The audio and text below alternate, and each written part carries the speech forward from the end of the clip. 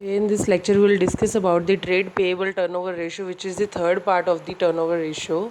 And this ratio indicates the relationship between the credit purchase and the average trade payable during the year.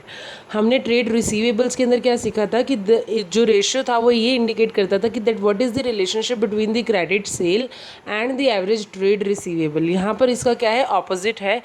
आप जितना credit purchase कर रहे हैं और कितना आपका एवरेज ट्रेड पेएबल है, मतलब कि कितने टाइम के अंदर आप अपनी पेमेंट क्या कर देंगे, अपने क्रेडिटर्स को कर देंगे, ये पता लगाने के लिए हम क्या करते हैं, ट्रेड पेएबल टर्नओवर रेशियो को कैलकुलेट करते हैं. तो इसका ऑब्जेक्टिव और सिग्निफिकेंस क्या है? The ratio indicates the speed with which the amount is being paid to the trade payables, कि आप ट्रेड पेएबल्स को कितनी जल्दी जो है वो आप अपना अमाउंट क्या कर देंगे, पे कर देंगे. ये पता लगाने के लिए आप क्या करते हैं, ट्रेड पेएबल टर्नओवर रेशियो को कैलकुलेट करते हैं. Now trade payable includes creditors. इस ट्रेड पेएबल के अंदर कौन कौन सी चीज़ें इंक्लूड होती हैं? Creditors and bill payable. Creditors and bill payable, ये दोनों चीज़ें क्या होती हैं, इसके अंदर इंक्लूडेड होती हैं. So what is the formula of the trade payable turnover ratio? Trade payable turnover ratio का जो फॉर्मूला है वो क्या है, नेट क्रेडिट परचेज, कि कितना क्रेडिट पे आपने परचेज किया है divided by average trade payable, और कितना एवरेज ट्रेड पेएबल है. ये पता लगाने के लिए हम क्या करेंगे, एक क्वेश्चन सॉल्व करते हैं. Calculate the trade payable turnover ratio, जिसमें आपको क्रेडिट परचेज दे रखा है, परचेज रिटर्न दे रखा है, opening creditors, closing creditors, opening bill payables and closing bill payables. आपको ये दे रखा है, and you have to calculate the trade payable turnover ratio. तो वो हम किस तरह से कैलकुलेट करेंगे, let's just check. Trade payable turnover ratio is to be calculated by net credit purchase divided by average creditors plus average bill payables. क्योंकि हमने भी यहाँ पर क्या लिखा है कि ट्रेड पेएबल्स के अंदर क्या क्या चीज़ें आ जाती हैं, क्रेडिटर्स एंड बिल पेएबल्स. क्या क्या चीज़ें आ जाती हैं, क्रेडिटर्स एंड बिल पेएबल. इसलिए हमें उनका क्या करना पड़ेगा, एवरेज कैलकुलेट करना पड़ेगा. तो नेट क्रेडिट परचेज हम किस तरह से कैलकुलेट करेंगे, net credit purchase is equals to 6,20,000 जो कि हमारा टोटल क्या है, क्रेडिट परचेज है, माइनस परचेज रिटर्न जो कि out of the credit purchase है, दैट इज ऑफ ₹20,000. तो 6 लाख का हमारा क्या है, नेट क्रेडिट परचेज है. Now we have to calculate the average of creditors and bill payable. So we have the amount 1,140 of the opening creditors, closing creditors and opening bill payable और closing bill payable. इन सबको किसके साथ divide कर देना है, हमने 2 के साथ डिवाइड करना है. पहले सभी को हम क्या कर देंगे, ऐड कर देंगे. 1 लाख और 1,40,000 प्लस 25,000 प्लस 35,000. और अब हम इसे क्या कर देंगे, डिवाइड बाय 2. तो इसकी अमाउंट कितनी आ जाएगी हमारे पास, 1,50,000. So we have the value of the net credit purchase and the average creditors and bill payables. So इससे हमारा क्या निकल आएगा, trade payable turnover ratio. trade payable turnover ratio जो हमारा आएगा वो कितना आएगा, 6 lakh divided by 1,50,000 is equals to 4 times.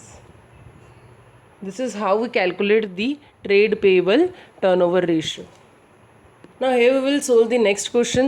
और इसमें क्या है कि एवरेज पेएबल पीरियड हम किस तरह से कैलकुलेट करते हैं. एवरेज पेमेंट पीरियड हम कैलकुलेट करने के लिए हम क्या करते हैं, 365 डेज जितना भी हमारा क्या है डेज हैं ईयर के, divided by the trade payable turnover period. कितना पीरियड हमारा वहाँ पे कितना आया था, 4 टाइम्स. तो मतलब 4 टाइम्स क्या हो जाएगा, डिवाइड हो जाएगा इसके साथ. तो एवरेज पेमेंट पीरियड क्या है, trade payable turnover ratio could be converted into the average payment period which indicates the period that which is normally taken by the firm. मतलब कि फर्म इतना पीरियड, इतना टाइम तो लेगी ही पेमेंट करने के लिए. तो वो टाइम निकालने के लिए हम क्या करते हैं, एवरेज पेमेंट पीरियड को कैलकुलेट करते हैं. तो किस तरह से हम कैलकुलेट करेंगे, देखो कि ट्रेड रिसीवेबल्स टर्नओवर रेशियो के अंदर हमारा क्या था कि डेटर्स और ट्रेड बिल रिसीवेबल्स था। यहाँ पर हमें इसके अंदर से हमें क्या क्या चीज़ें कैलकुलेट करनी है इस क्वेश्चंस में, क्या trade receivable turnover ratio, average collection period देखना है, ट्रेड पेएबल टर्नओवर रेशियो और एवरेज पेमेंट पीरियड। मतलब कि चारों की चारों चीज़ें हम इसी एक क्वेश्चन के अंदर सीखेंगे। वो क्या होगा, देखो ट्रेड रिसीवेबल टर्नओवर रेशियो के अंदर हम क्या करेंगे, क्रेडिट रेवेन्यू फ्रॉम ऑपरेशन, कितना हमारा सेल है, divided by debtors plus bill receivable. जिस तरह से वहाँ पर हम क्रेडिटर्स प्लस बिल पेएबल करते थे, यहाँ पर हम क्या करेंगे, डेटर्स प्लस बिल रिसीवेबल्स करेंगे।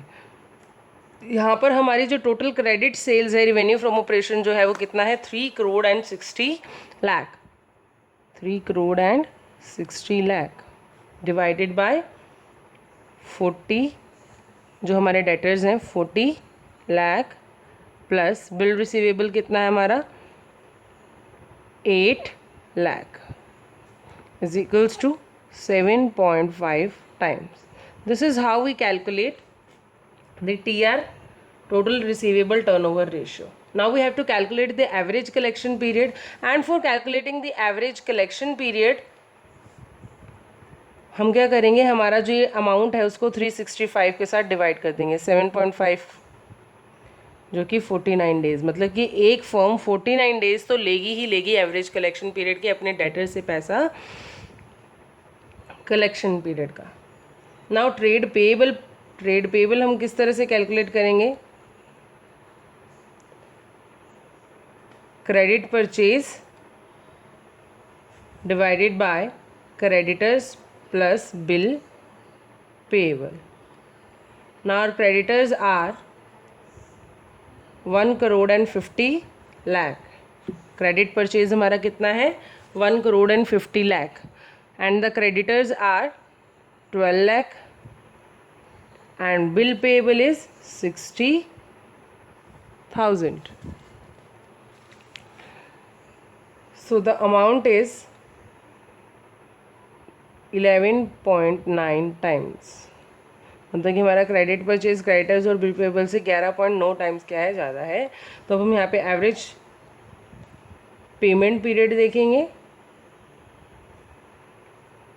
And for calculating the average payment period 365 के साथ हम क्या कर देंगे, इसको डिवाइड कर देंगे 11.9 को, तो तब हमारी वैल्यू कितनी आएगी, 31 डेज़ की। आपको एटलीस्ट 31 डेज़ तो लगेंगे ही वो पेमेंट को पूरा करने के। This is how we solve the questions related to the trade receivables and trade payables. Please try it out at your home and learn it by heart. Thank you so much.